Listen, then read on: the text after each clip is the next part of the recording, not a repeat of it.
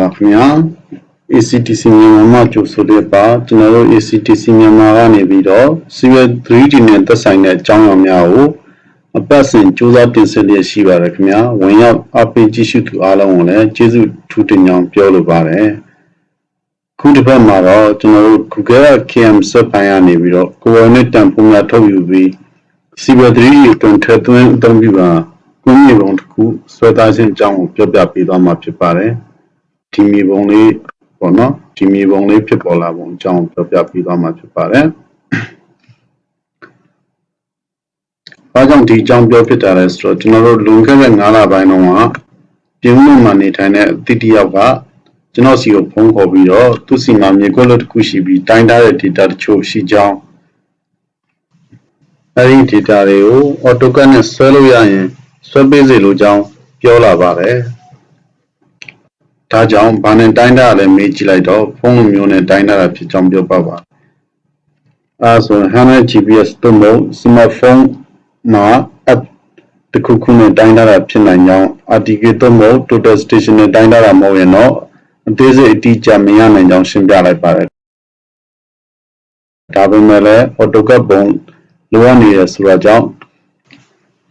ရှိတဲ့ data ကိုအရင်ပုတ်ကြည့်ပေးပါစစ်ကြည့်ပြီးတော့အဆင်ပြေရင်ဆွဲပေးပါမယ်လို့ပြောလိုက်ပါတယ်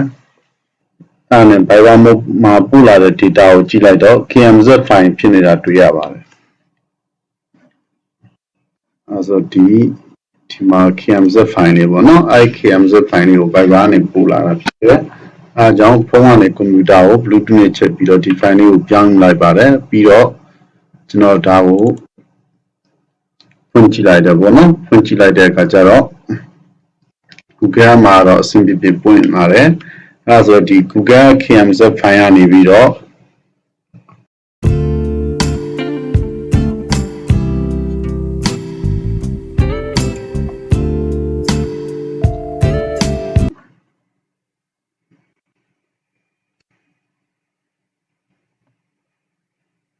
PNEZD format အနေနဲ့ပြန်ပြောင်းလဲပြီးတော့ Civil 3D မှာဆွဲထားတဲ့ပုံလေးကိုအခုတင်ဆက်ပေးသွားမှာဖြစ်ပါတယ်အဲဆိုတော့ကျွန်တော်ဒီမှာခုခဲပုံလေးနော်အရင်ဆုံးဘာလုပ်မလဲဆိုတော့ကျွန်တော်ဒီ KM စက်ကနေပြီးတော့ဒီမှာပါတဲ့ coordinate တန်ဖိုးလေးကို test file ထုတ်ယူမယ်ပြီးတော့ရင် test file ကို CSV file ပြောင်းပြီးတော့လက်လောင်ကနေပြီး UTM coordinate ပြောင်းမယ်ပေါ့နော်အဲဆိုတော့အရင်ဆုံးကျွန်တော်ဒီက GPS visualizer ဆိုတဲ့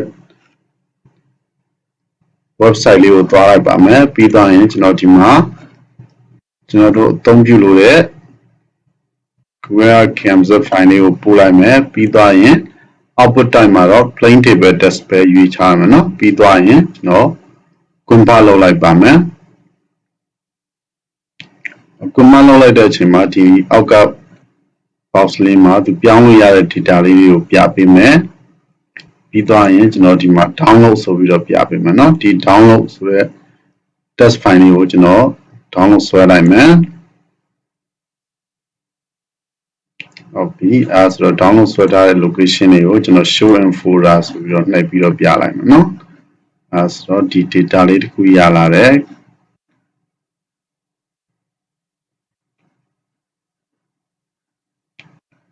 new folder လေးတစ်ခုဖွင့်လိုက်မယ်နော်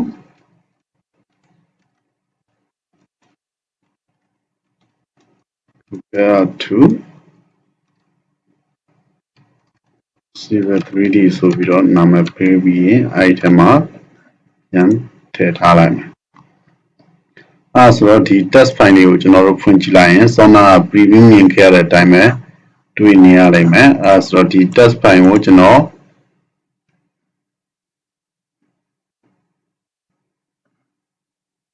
CSV file အနေနဲ့ပြောင်းလိုက်မယ်နော်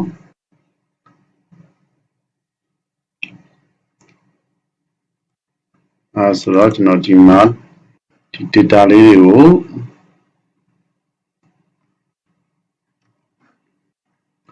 copy ကူးယူပြီးတော့ Excel မှာ paste လုပ်လိုက်မယ်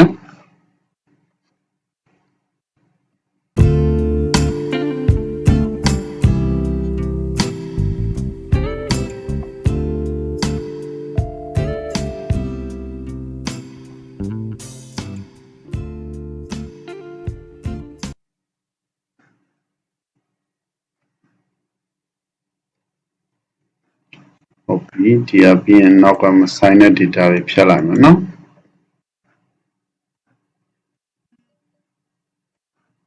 အဲဆိုဒီမှာလက်တီကျူဒီမှာ longitude ရှိမယ်နော် point က21ခု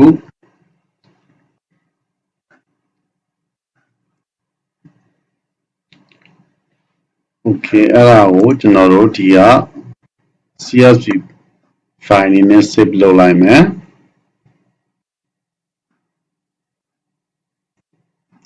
rows ကနေပြီးတော့ကျွန်တော်တို့ဖွဲ့ထားတဲ့ data လေးမှာသွားပြီးတော့ save ပေးမယ်နော်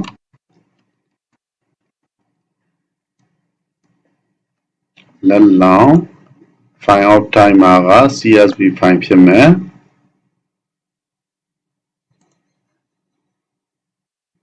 ပြီးရင် save လုပ်လိုက်နော်ဟုတ်ပြီပြီးသွားတဲ့အခါကျကျွန်တော်ဒီမှာ close နှိပ်ပြီးတော့ပိတ်လိုက်မယ်ပြီးသွားရင်ဒီမှာနောက်တစ်ခုက eSurveyCAD.com ကိုသွားမယ်သူကတော့အကောင့်လုပ်ဖို့လိုအပ်ပါတယ်ကျွန်တော်ဒီမှာသွားပြီးတော့ register ကနေပြီးတော့အကောင့်ပြန်လုပ်လို့ရတယ်ဥပမာဆိုပါစို့ဒီစအနေနဲ့သွားဖွင့်မယ်လို့ဆိုတော့ဒီမှာ log in တွေ့ရမယ်အဲဒီမှာဒီအောက်မှာ register ပေါ့နော် register ကိုနှိပ်ပြီးတော့ကိုယ့်ရဲ့ email လိပ်စာနောက်အမည်ဖုန်းနံပါတ်တို့နဲ့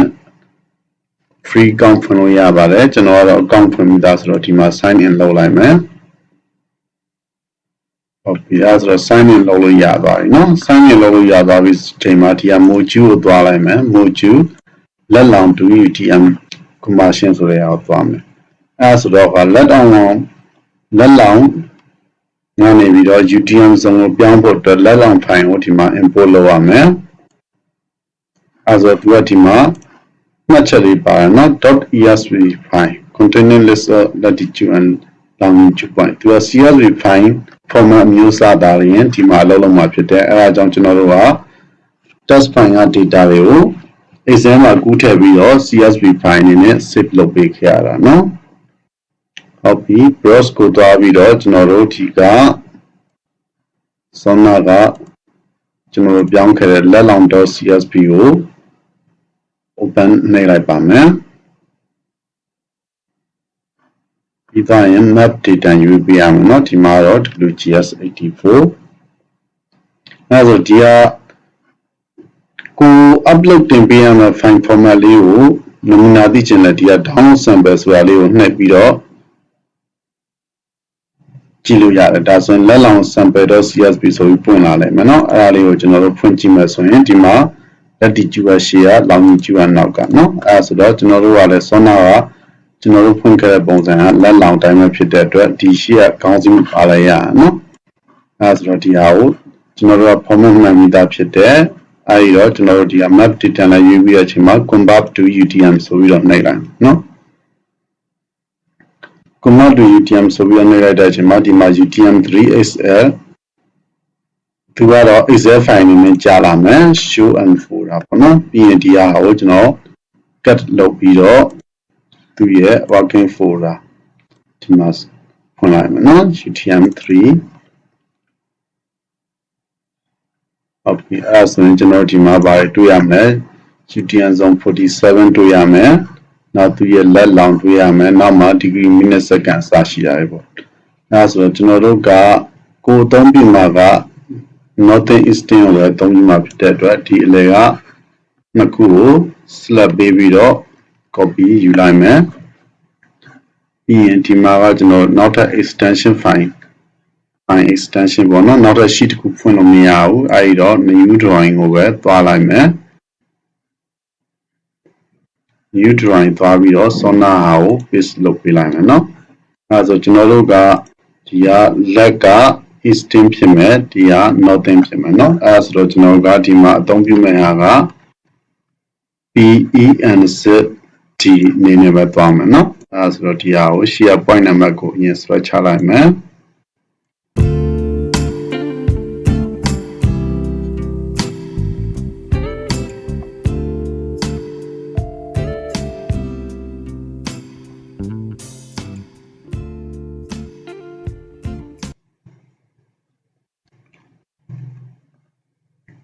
နောက်ပြီးသွားရင်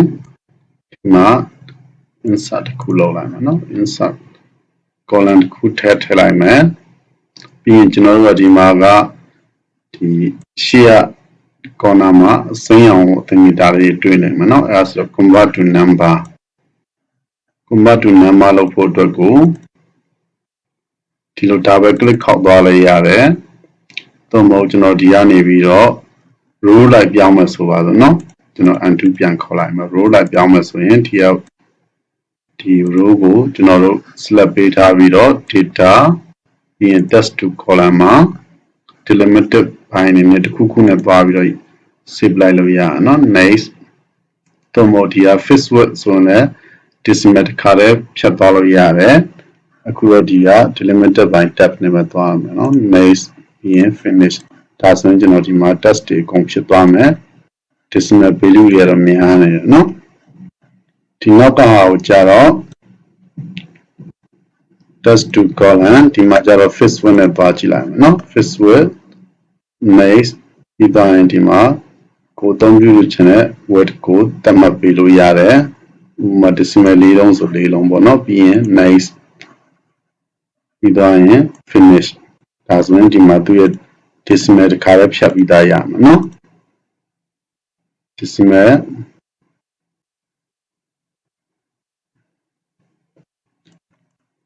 ဒီဟာကိုကျွန်တော်တို့က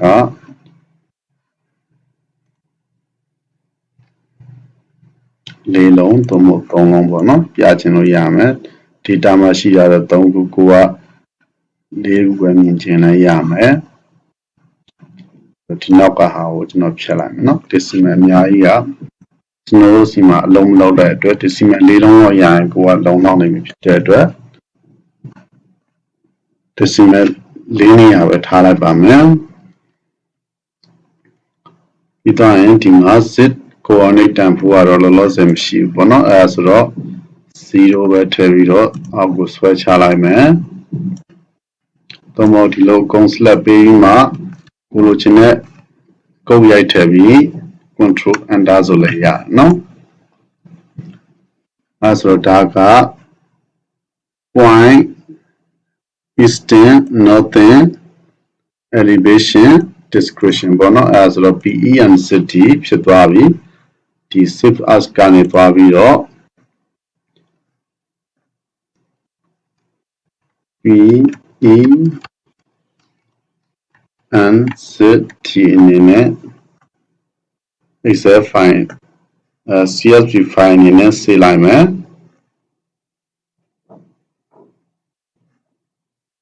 save ဟုတ်ပြီပြီးသွားရင်ပိတ်လိုက်နော်ဒါလည်းပိတ်လိုက်တော့မယ် okay အဲဆိုတော့ကျွန်တော်တို့ကဒီပုံလေးဖြစ်လာဖို့အတွက်ကျွန်တော်ဒီမှာ new drawing တောင်းလိုက်မယ်နော် new ကျွန်တော်တို့ကမီတာနဲ့တိုင်းထားတာဖြစ်တယ်နောက် UTM ဇုံမှာဆိုတော့မီတာနဲ့ပေါ့နော်အဲဆိုတော့ new drawing ကိုကျွန်တော်တို့ metric နဲ့ပဲဖွင့်လိုက်မယ်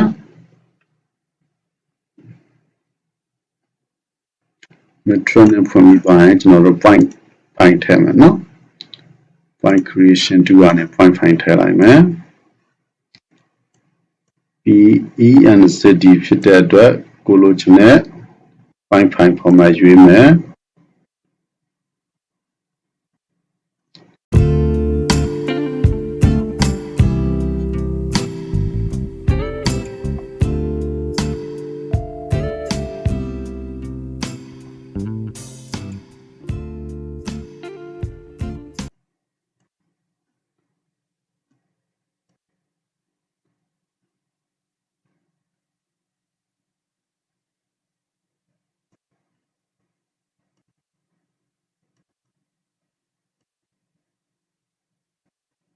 ပြီးသွားရင်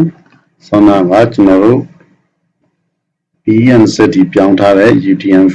file CSV file လေးကိုရွေးပြီးတော့ open နှိပ်လိုက်မယ်အကုန်စင်ပြေရဆိုရင်ဒီအောက်မှာ preview လေးပေါ်လာမယ်เนาะအဲဆိုတော့ okay ပြီးသွားရင်ဒါလေးပိတ်လိုက်မယ်เนาะဒါပါထပ်ပိတ်လိုက်မယ်နောက်ဒီက prospector သွားပြီးတော့ point group ကိုကြည့်လိုက်မယ်ဒီမှာ all point ရောက်နေပြီ So right click zoom to ဆိုရင်ကျွန်တော်တို့ရှိနေတဲ့နေရာကိုမြင်ရမယ်နော်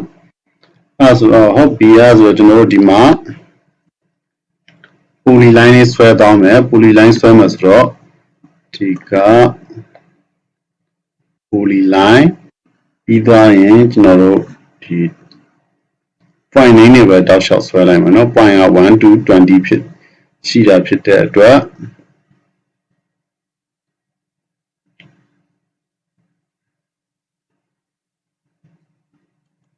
point number 1 to 20 enter ဒါဆိုရင်ကျွန်တော်တို့ဒီမှာ1 to 20ရောက်သွားရင်နော် escape တစ်ချက်ထွက်လိုက်မယ်ပြီးသွားရင် close ပိတ်ပေးလိုက်မယ်နော် CLS ဟုတ်ပြီအဲ့ဆိုရင်ကျွန်တော်တို့ဒီမှာဆွဲသားထားတဲ့ပုံလေးရရှိပြီဖြစ်တယ်အဲ့ဆိုတော့ကျွန်တော်ဒီဘက်ကပုံနဲ့တူမတူထပ်ကြည့်လိုက်မယ်နော်အဲ့ဆိုတော့ဒီက XREF external reference အနေနဲ့ခေါ်ပြီးတော့ထည့်လိုက်ပါမယ်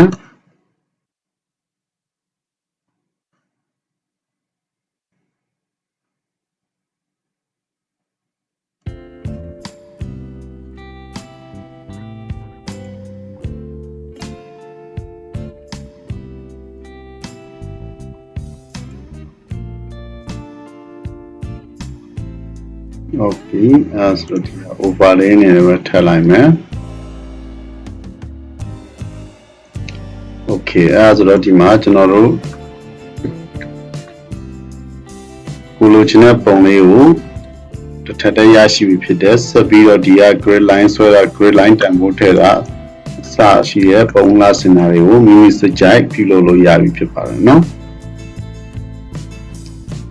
ဒါလေးကိုကျွန်တော်display order မှာရှင်းပါအောင် note ပို့လိုက်ဟုတ်ဒါကျွန်တော်တို့ရဲ့ခုဆွဲထားတဲ့ပုံဖြစ်တဲ့ခုဆိုရင် KM7 တို့ KML file ရလာခဲ့ပြီဆိုရင်ခုလိုမျိုး Civil 3D တွေကိုအလွယ်တကူထည့်သွင်းအသုံးပြုရမယ်လို့ယူဆပါတယ်ကြည့်ရှုပေးတဲ့အတွက်အားလုံးကိုကျေးဇူးတင်ပါတယ်ခင်ဗျာနောက်ပတ်တင်မှာလည်းဘယ်အကြောင်းအရာတွေကိုဆက်လက်တင်ဆက်ပေးမလဲဆိုတာစောင့်မျှော်ကြည့်ရှုပေးကြဖို့မေတ္တာရပ်ခံပါတယ်အားလုံးကြည့်ရှုပေးတဲ့အတွက်ကျေးဇူးတင်ပါတယ်ခင်ဗျာ